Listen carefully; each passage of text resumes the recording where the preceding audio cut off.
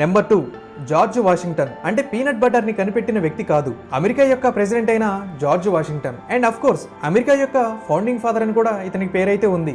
ఇతను 1789 నుంచి 1797 వరకు అమెరికాకి ప్రెసిడెంట్ గా పనిచేయడం జరిగింది. అయితే ఆయన గురించి అమెరికాకి సంబంధించిన ప్రతి ఒక్క పాఠ పుస్తకంలోని కూడా ఒక కథ అయితే ఉంటుంది. అయితే ఆ కథలో ఏం చెప్తారంటే ఆయన చిన్నప్పుడు తన తండ్రితో కలిసి ఆడుకుంటున్న టైంలో ఒక చెర్రీ ట్రీని నరికివేయడం జరిగింది. బట్ ఆ నిజాన్ని అతను యాక్సెప్ట్ చేశాడని అయితే ఆ కథ మనకి తెలియజేస్తుంది. బట్ నిజానికైతే అసలు అది జరగలేదు. ఒకసారి ఆ స్టోరీ ఏంటో చెప్తాను, జాగ్రత్తగా వినండి.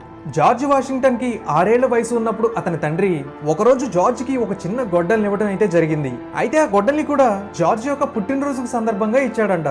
ఎవరైనా పుట్టినరోజు సందర్భంగా గొడ్డలను అయితే ఇస్తారా? సో అదైతే పక్కన పెట్టండి. జార్జ్ తండ్రికి ఎంతో ఇష్టమైన ఒక చెర్రీ ట్రీని నరికివేయడం అయితే జరిగిందంట. అండ్ జార్జ్ వాళ్ళ తండ్రికి చాలా కోపం వచ్చింది అండ్ ఇమీడియట్ గా జార్జ్ ని తిట్టడం మొదలు పెట్టాడు. సో జార్జ్ అది నేను చేయలేదని అనుకుండా ఒక మాట అయితే చెప్పడం జరిగిందంట. అదేంటంటే నేను అబద్ధం అనేది చెప్పనన్నాడంట. I cannot tell I lie. ఈ పదం అనేది అమెరికాలో బాగా పాపులర్. నిజానికి నేను చెప్పలేననే పదమే పెద్ద అబద్ధం.